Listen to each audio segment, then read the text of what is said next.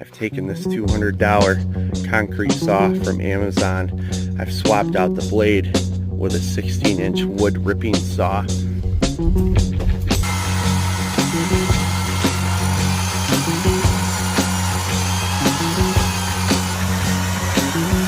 a living the old hard way, taking and giving my day by day.